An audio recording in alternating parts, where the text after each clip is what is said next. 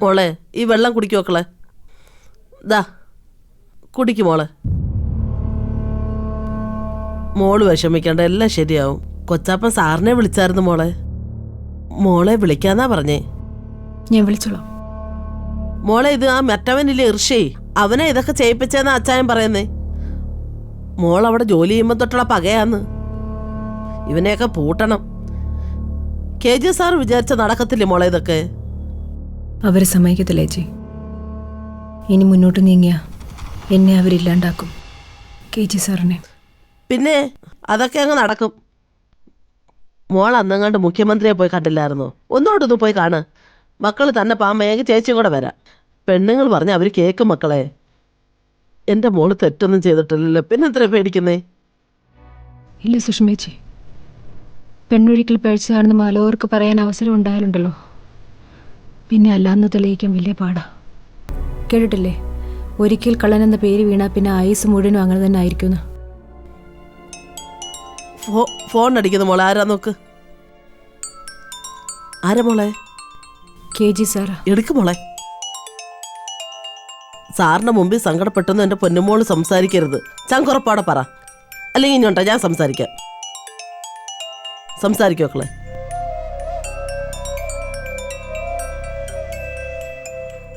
കഷ്ടം എൻ്റെ കുഞ്ഞിൻ്റെ കാര്യം. ദൈവമേ, നീ ഇതൊന്നും കാണുന്നില്ലല്ലോ. സാറേ. അൻസി, അൻസി എന്തൊക്കെയാ അവിടെ നടക്കുന്നത്? എന്തിനാ ഇങ്ങനെ ടെൻഷൻ അടിക്കുന്നത്? കൊച്ചാപ്പൻ ദാ ഇപ്പൊ വിളിച്ചിരുന്നു. കുറച്ചു നേരം സമാധാനമായിട്ട് കണ്ണടച്ചിരിക്കേ, ഡീപ് ബ്രീത്ത് എടുക്കൂ. എന്നിട്ട് ആൻസിയെ കുറിച്ച് തന്നെ ചിന്തിക്കൂ. അപ്പൊ കിട്ടുന്ന ഒരു എനർജി ഉണ്ടാവും, അത് വിട്ടുകളയരുത്. ദേ, കൊച്ചാപ്പനെയും വിളിച്ചോണ്ട് ഇങ്ങോട്ട് വാ. ബാക്കിയൊക്കെ നമുക്ക് ഇവിടുന്ന് പ്ലാൻ ചെയ്യാം. ഇനി എന്ത് പ്ലാൻ ചെയ്യാനാണ് സർ? അയാൾ പറയുന്നത് കേട്ടിട്ട് ഇനി അതോടെ തെളിയിക്കാൻ എങ്ങനെയാ പറ്റുക സർ? ആ വീഡിയോയിലുള്ളത് എങ്ങനെയെങ്കിലും CFS-ലൂടെ തെളിയിക്കാം. പക്ഷെ ഇങ്ങനെ ഒരാൾ വന്ന് അവകാശപ്പെടുന്നതല്ലേ അവർ ആദ്യം പരിഗണിക്കുള്ളൂ. പിന്നെ എന്റെ ശബ്ദത്തിന് എന്താ പ്രസക്തി? ആൻസി, അങ്ങനൊന്നും ചിന്തിക്കരുത്. ആ വീഡിയോയിലുള്ളത് ജസ്റ്റിൻ ഡിസൂസ. അതെന്താണെങ്കിലും ഒറിജിനൽ ആണ്. നമുക്ക് ആ സൈഡ് വിടാം. അവൻ പറയുന്ന വാക്കുകൾ നമുക്ക് ചെവിക്കൊള്ളേണ്ട കാര്യമേ ഇല്ല. മറു സൈഡ് ബോധ്യപ്പെടുത്തിയാ പോരെ? സാറേ, എനിക്കാകെ കൺഫ്യൂഷനാ. എനിക്കിപ്പോ ഒന്നും അറിയില്ല. ഞാൻ എന്താണ് ആൾക്കാരുടെ അടുത്ത് പറയുക? എന്ത് മറുപടി ഞാൻ കൊടുക്കണ്ടേ? ആൻസി ആദ്യം ടെൻഷൻ അടിക്കാണ്ടിരിക്കെ, എന്നിട്ട് ആ കൊച്ചാപ്പനെ വിളിച്ചോണ്ട് ഇങ്ങോട്ട് വാ. ബാക്കിയൊക്കെ നമുക്ക് ഇവിടെ നിന്ന് സംസാരിക്കാം. ആ ഫോൺ കുറച്ച് നേരം സ്വിച്ച് ഓഫ് ചെയ്ത് വെക്കേ, കേട്ടോ? ശരി സർ. ആൻസി ഇതെങ്ങനെയാ അറിഞ്ഞത്? ഫേസ്ബുക്കിൽ കണ്ടോ? ഇല്ല, എന്നെ അയാൾ വിളിച്ചിരുന്നു. അനന്തൻ. തോന്നി. അനന്തൻ എന്തൊക്കെയാ പറഞ്ഞിരിക്കാന്ന് എനിക്ക് ഊഹിക്കാം. ആ വിളിയിൽ തന്നെ മനസ്സിലായല്ലോ അതിന്റെ ഒരു സോഴ്സ്. പക കൂടിയതാ. തന്റെ തോണിക്കര വീട്ടിൽ തന്റെ കാർ ഓടിക്കാൻ വേണ്ടി വന്നു. താൻ നിഷേധിച്ചു. പിന്നെ വെറുതെ ഇരിക്കാൻ പറ്റില്ലല്ലോ. എക്സ്ട്രീം അവൻ ചെയ്തു. സർ, ഇങ്ങനെ ഒരു ജസ്റ്റിൻ ഡിസൂസ ഇത്ര ചങ്കുറപ്പോടെ ആർക്കായാലും ഇങ്ങനെ ഒരു പോസ്റ്റ് എങ്ങനെ ഇടാൻ പറ്റുക? അയാളൊരു മോഡലല്ലേ? അയാൾക്ക് കുടുംബമില്ലേ, സുഹൃത്തുക്കളില്ലേ? ഇങ്ങനെ ഒരു ചെറുപ്പക്കാരൻ അയാൾക്ക് എങ്ങനെ ഇങ്ങനെ മുന്നോട്ട് വരാൻ പറ്റുക? ഒരു പെണ്ണിനോട് ഇങ്ങനെ ചെയ്യാന്ന് വെച്ചാ? അതൊന്നും പറഞ്ഞിട്ട് കാര്യമില്ല. അവന്റെ വേറെ ഓപ്ഷൻ ഒന്നും നമുക്കറിയില്ലല്ലോ. അയാൾ എന്തൊരു മനുഷ്യനാണ് സർ. അവന് വലിയ ഓഫർ കിട്ടിയിട്ടുണ്ടാവും, അല്ലെങ്കിൽ ഒരു മനുഷ്യനും അങ്ങനെ ചെയ്യില്ലല്ലോ. എന്തായാലും ആൻസി ഫോൺ വെച്ചോ. കൊച്ചാപ്പനെയും കൂട്ടി ഇങ്ങോട്ട് വാ. കുറച്ചു ദിവസം നിൽക്കാവുന്ന രീതി വരണേ. ആനിയും ഹസ്ബൻഡും വന്നായിരുന്നോ? ഇല്ല സർ, അവരനന്തന്റെ വീട്ടിൽ തന്നെ ഇപ്പോഴും. അവരുടെ പ്ലാൻ എന്താണെന്നും എനിക്കൊരു പിടുത്തമില്ല. എന്റെ സ്വന്തം കൂടപ്പിറപ്പോടെ ഇതിനെ കൂട്ടു നിൽക്കുന്നു. വിഷമിക്കാതിരിക്കെ, ഞാൻ കൊച്ചാപ്പനായിട്ട് കാര്യങ്ങളൊക്കെ സംസാരിച്ചിട്ടുണ്ട്. ഞങ്ങളിപ്പോൾ ഇറങ്ങണോ സർ? വേണ്ട വേണ്ട, രാവിലെ തിരിച്ചാൽ മതി. ഓക്കെ എന്നാ. ശരി സർ.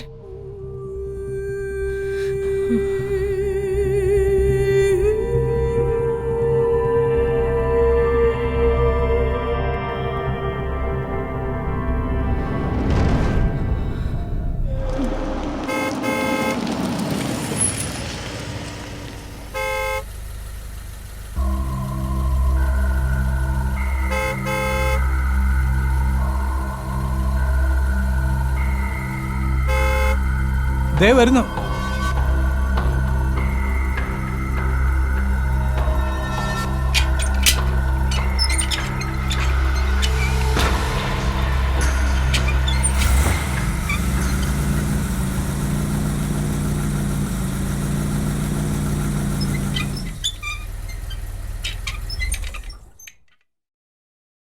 അതെ, അനന്തൻ ചിറ്റപ്പൻ ചിലപ്പോൾ അവനെ കാണാൻ വരാൻ സാധ്യതയില്ല. അതൊക്കെ ഞാൻ കൊണ്ടുപോക്കളാട്ടാ. ജസ്റ്റിനെ 2 പേരും കൂടി അങ്ങോട്ട് മുഖാമുഖം അങ്ങോട്ട് കാണട്ടെ. ഭാര്യയുടെ പഴയ കാമുകന ഡിവോഴ്സ് ചെയ്തതിന് ശേഷം കാണുമ്പോൾ ഒരു പ്രത്യേകതരം മാനസികാവസ്ഥ ഉണ്ടാവും. അതൊന്ന് ആസ്വദിക്കണം എനിക്ക്. അവളെ കെട്ടാൻ വേണ്ടിയിട്ടേ പണ്ടെന്റെ ചെപ്പയ്ക്കൊന്ന് അടിച്ചാനവൻ. പക്ഷെ ഇപ്പന്റെ ചങ്കാട്ടവൻ. ഞാൻ നിർബന്ധിച്ച അവൻ ഷൂറായിട്ടും വരും. ബേബിച്ച, അവനെ നമ്മളായിട്ട് കൊണ്ടുവന്ന കാര്യം ഒരിക്കലും അനന്തൻ ചിറ്റപ്പൻ അറിയാൻ പാടില്ല. അവനെ പൈസ കൊടുത്ത് ഇറക്കിയാണെന്ന് പോലും, ആ വീഡിയോയിൽ കൃത്രിമം നടന്നതാണെന്ന് പോലും ചിറ്റപ്പൻ അറിയരുത്. അതൊരിക്കലും നിന്റെ ചിറ്റപ്പം മനസ്സിലാക്കാൻ പോണില്ല കേട്ടാ. അതെ, നമ്മളങ്ങോട്ട് മിണ്ടാണ്ടിരുന്നാ മതി. ബാ, ഇറങ്ങങ്ങട്.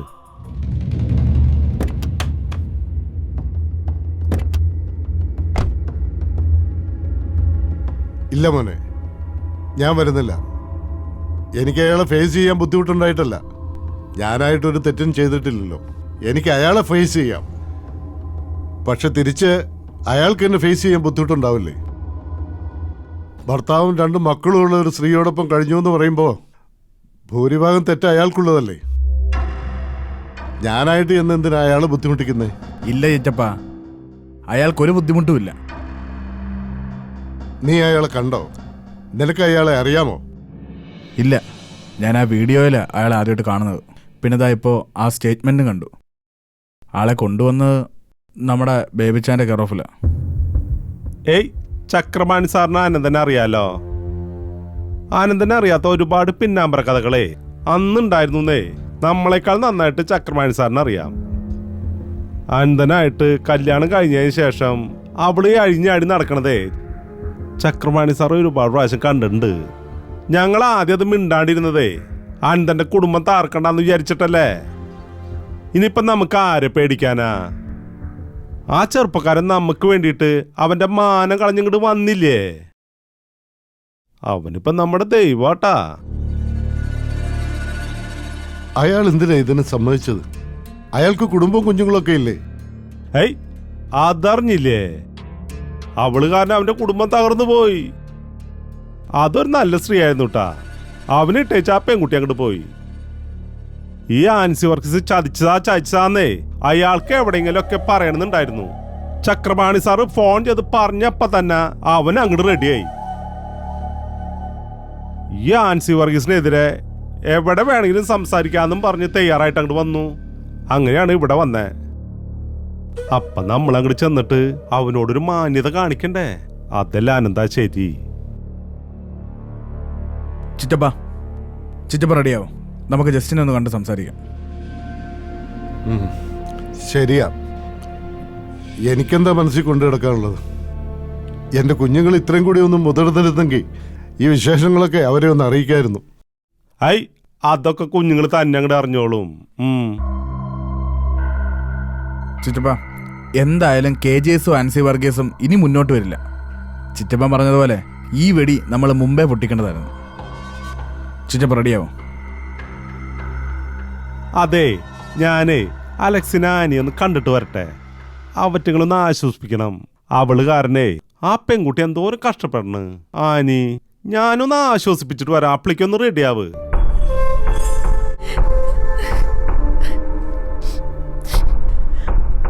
ആരെങ്കിലൊക്കെ പറഞ്ഞും പറ്റിച്ചും കൊണ്ടു നടന്ന് ചീത്താക്കി ഇങ്ങനെയൊക്കെ ചെയ്യിച്ചെന്നാ ഞാൻ കരുതിയത്.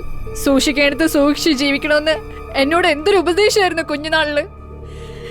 സ്വന്തം കാര്യം വന്നപ്പോ ചേച്ചിക്ക് ഒന്നും ആലോചിക്കണ്ട, വിളിച്ചവന്റെ കൂടെയൊക്കെ അങ്ങ് പോയി. അല്ല, അതുകൊണ്ടല്ലേ ഇങ്ങനെ പറ്റിയത്. ഇതിപ്പോ എന്തായാലും ആരും പറ്റിച്ചൊന്നുമല്ലല്ലോ. 2 പേർക്കും ഇഷ്ടമില്ലാതെ ഇങ്ങനെയൊന്നും വരൂലല്ലോ. അതും ബാംഗ്ലൂർ ഹോട്ടൽ മുറിയിൽ. ആരും ഭീഷണിപ്പെടുത്തിയൊന്നും കൊണ്ടുപോയില്ലല്ലോ. അത് പോട്ടാനി, കല്യാണത്തിന് മുമ്പായിരുന്നെ പോട്ടെന്ന് വെക്കായിരുന്നു. ഇതിപ്പോ അങ്ങനാണോ? അല്ലേ അച്ഛയ? പൊന്നെ പോലൊരു ഭർത്താവും കുഞ്ഞുങ്ങളും ആയതിനു ശേഷമല്ലയോ അവൾ ഈ തോന്നിയാസത്തിന് പോയത്. പോട്ടെ, അത് അവിടെ കൊണ്ടങ്ങ് തീർന്നിരുന്നെങ്കിലോ? ഞാൻ പതിവ്രതയാണെന്ന് തെളിയിക്കാൻ നടന്നു. ഇനിയിപ്പോ അതങ്ങ് തീർന്നല്ലോ. എല്ലാവർക്കും എല്ലാം മനസ്സിലായല്ലോ. എന്റെ അലക്സേ, നീ പറഞ്ഞ പോലെ ഈ വെല്ലുവിളിക്കൊന്നും പോണ്ട ഒരു കാര്യം ഉണ്ടായില്ല. ഈ പാവം പിടിച്ച ഭർത്താവിനെ ഈ പരുവത്തിലാക്കിയിട്ട് കുടുംബം നശിപ്പിക്കാൻ വേണ്ടി ആ KGS കൂട്ടുപിടിച്ചില്ലേ അവള്. ആ കൂടത്തായില് ജോളിയേക്കാൾ മിടിക്കാട്ടവള് തോണിക്കര ആൻസി. ഞെളിഞ്ഞങ്ങട് നടക്കല്ലേ അവള്. അച്ചായ, ഇനി ഞാൻ തോണിക്കരയിലോട്ടില്ല. ആ വീട്ടിലോട്ട് ഞാൻ ഇനി ഇല്ല. ബേബിച്ചായ, ഞങ്ങൾക്കുള്ള സാധനങ്ങളൊക്കെ എടുത്തോണ്ട് പോന്നാ മതി. ആ ഓഫീസിൽ ഇനി എനിക്ക് ജോലി ചെയ്യാൻ വയ്യ. ബേബിച്ചായ, ഏയ് ജോലിയുടെ കാര്യല്ലേ, അത് റെഡിയാവും. ഇനി അതില് താമസം വന്നു എന്ന് വെച്ചാലോ പേടിക്കണ്ട. വേറൊരു ജോലി ഈ ബേബിച്ചായും മേടിച്ചാ തരും. ആ അതുകൊണ്ട് ആനിക്കൊച്ച് പറയണ പോലെ അലക്സേ, ഞാനൊരു വണ്ടി തരാം. പോയിട്ടേ അവളുടെയും അവളുടെ കൊച്ചാപ്പന്റെ മുഖത്ത് കാർക്കിച്ച് തുപ്പിയിട്ട് പറയാനുള്ളൊക്കെ പറഞ്ഞ് സാധനങ്ങളൊക്കെ എടുത്തിട്ടുണ്ടെങ്കിൽ പോരെ. അല്ലേലും അവൾ ഒറ്റയ്ക്കായല്ലോ, കൊച്ചാപ്പൻ മാത്രമുണ്ട്. പിന്നെ എങ്ങാണ്ടെന്ന് വന്ന കോളനിയും. ഈ 2 കോളനിയും കൂടെ വിളിച്ചേ കൊച്ചാപ്പൻ അങ്ങ് കുഴിമന്തിക്കാട് കോളനിയോട്ട് പോട്ടെ. അത് തന്നെ വേണം. ആ ആ ബേബി, ബേബി, വാ ഇറങ്ങാം. കൊച്ചിന്റെ അമ്മ ചെന്നേ ചേട്ടന്റെ അടുത്ത് ചേട്ടനോട് എല്ലാ കാര്യങ്ങളും അങ്ങോട്ട് പറ. സാധനങ്ങൾ തോണിക്കരയെന്ന് എടുത്തിട്ട് ഇങ്ങോട്ട് വരാന്ന് പറ. അങ്ങോട്ട് ചെല്ല്. ഏയ് അലക്സ് ഇങ്ങോട്ട് ചെല്ലടാ, നീയും കൂടി ചെല്ല്.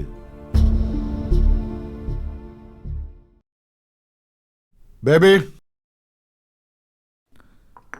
ചിറ്റപ്പാ, ആ വണ്ടി ഞാൻ തിരിച്ചിടാവേ. ആ അനന്തേട്ടാ, എന്റെ ചേച്ചി ചേട്ടനോട് ചെയ്തത് മഹാപാതകമാണ്. എന്റെ കൂടപ്പറപ്പായി പോയില്ലേ. അവളെ വെറുക്കുന്ന പോലെ എന്നെ വെറുക്കല്ലേ. എന്നെ പഠിപ്പിച്ച് ജോലിയും വാങ്ങിച്ചെന്ന് അലക്സച്ചായനെ കൊണ്ട് കല്യാണവും കഴിപ്പിച്ചതല്ലേ. എല്ലാ സൗകര്യവും ഉണ്ടാക്കി തന്നത് എനിക്ക് വേണ്ടിയല്ല, ചേച്ചിക്ക് വേണ്ടിയാണെന്ന് എനിക്കറിയാം. എന്നോട്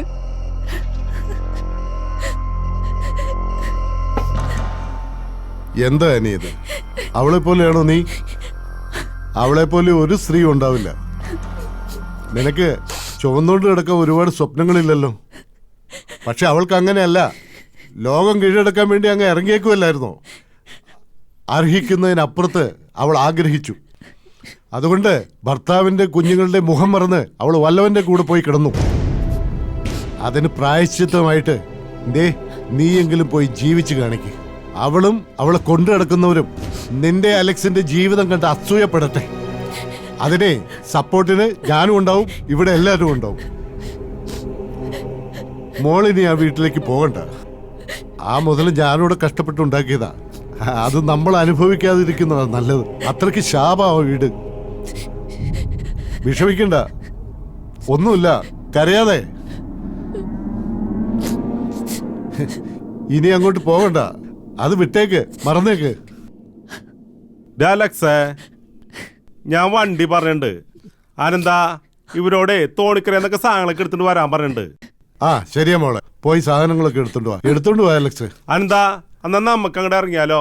ആ ഇറങ്ങാം, നിങ്ങളെ അല്ലേ. എന്നാ ശരി അലക്സേ.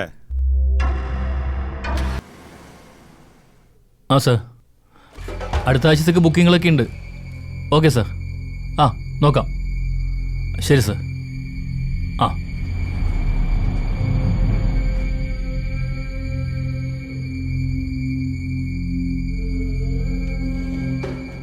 ഈ ജസ്റ്റിൻ ശരിക്കും എവിടുത്തുകാരനാ? ഏയ് അവന് സ്ഥിരമായിട്ട് മേൽവിലാസം ഇല്ലാത്തവനാ. ആദ്യം പറയും കോഴിക്കോട്ടുകാരനാന്ന്, പിന്നെ പറയും കൊട്ടാരക്കരയാന്ന്. വേറെ ആൾ വന്ന് ചോദിച്ചു നോക്കിയേ പെരിന്തൽമണ്ണാന്നും പറയും. ശരിക്കും അവനെ ആലപ്പുഴക്കാരനെന്നാ തോന്നണേ. അവൻ ആളൊരു ഫ്രോഡാണോ? ഏയ് ആൻസി വർഗീസൊക്കെ ഇതുപോലുള്ള ഫ്രോഡുകളുടെ അടുത്തല്ലേ എന്ന് പെടൂ. ആനന്ദന്റെ അടുത്ത് അവള് 10-17 വർഷം ജീവിച്ചതല്ലേ. എപ്പോഴെങ്കിലും അവള് ആനന്ദനോട് ജസ്റ്റിൻ ഡിസൂസ എന്നുള്ള പേര് പറഞ്ഞണ്ടാ ഉണ്ടാ? ഇല്ലല്ല. അങ്ങനെ കേൾക്കാത്ത ഒരുപാട് പേരുകൾ ഇനിയും പുറത്തേക്ക് വരും. ഇനി അവന്റെ വായന എന്തെല്ലാം പേരുകളെ കേൾക്കാൻ കിടക്കണേ. അപ്പേ അനന്ത, നീ സമചിത്തത പാലിക്കണോട്ടാ. ആ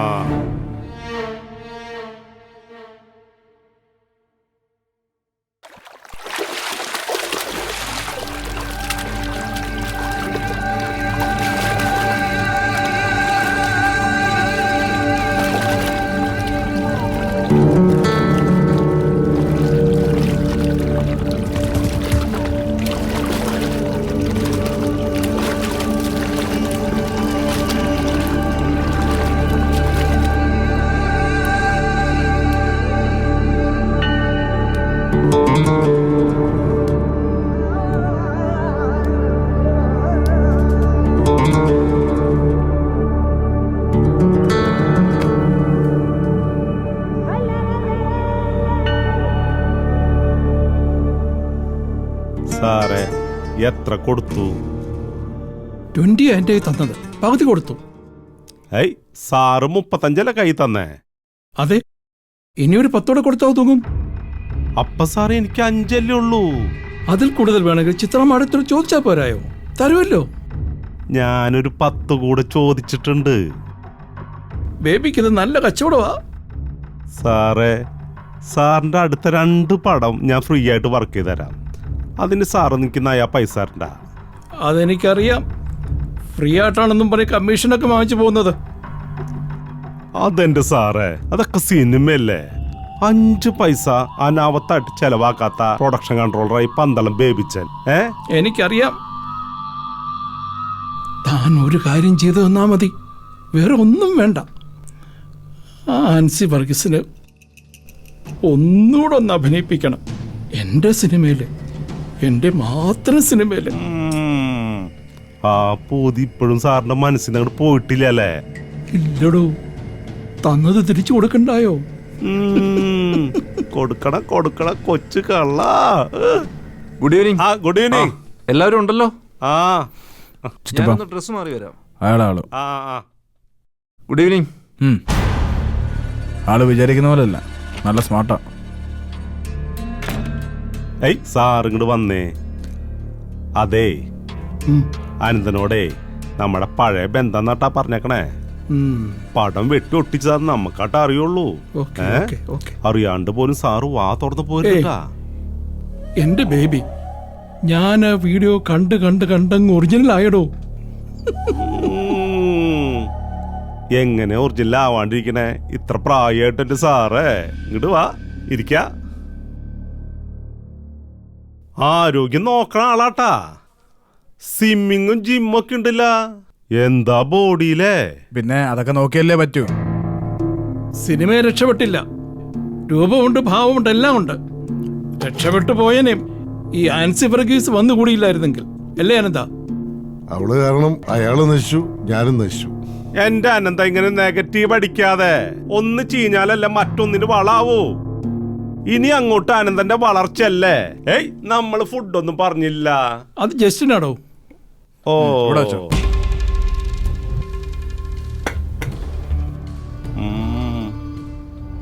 അടാറ് ഫുഡെന്നാ തോന്നണല്ലേ.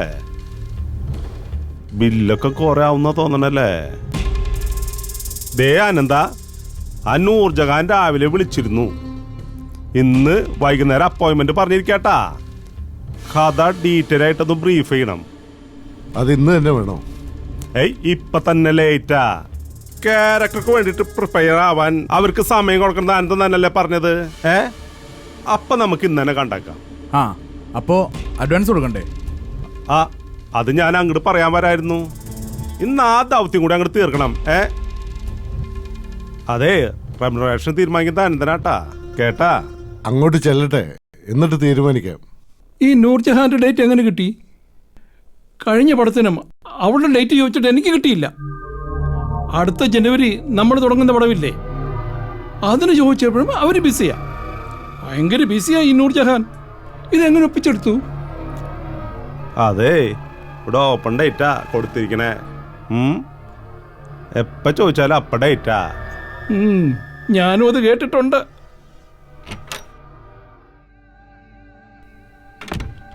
ആ, നിങ്ങളൊക്കെ ഫുഡ് കഴിച്ചായിരുന്നോ? ആ, കഴിച്ചായിരുന്നു.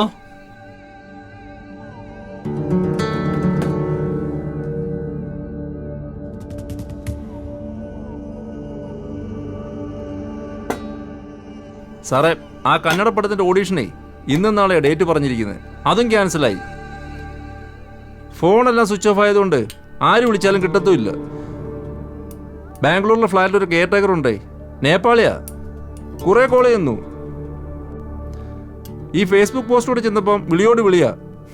തെറി വിളിക്കാനായിരിക്കും. അവൻ അറ്റൻഡ് ചെയ്തു.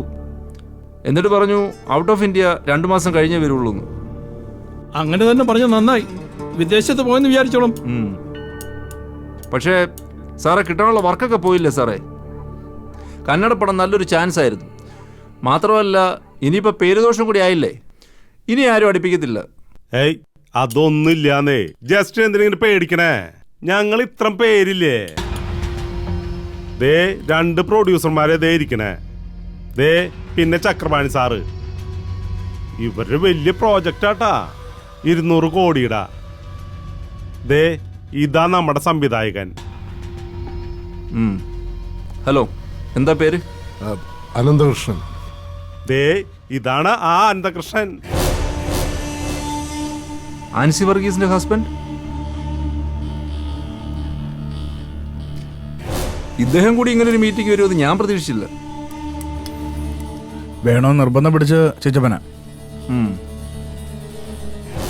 നിങ്ങൾ റിലേറ്റീവ്സ് ആണോ? ആ അതെ, അദ്ദേഹത്തിൻ്റെ ചേട്ടൻ്റെ മോളെ ഞാൻ മാരേജ് ചെയ്തേക്കുന്നത്.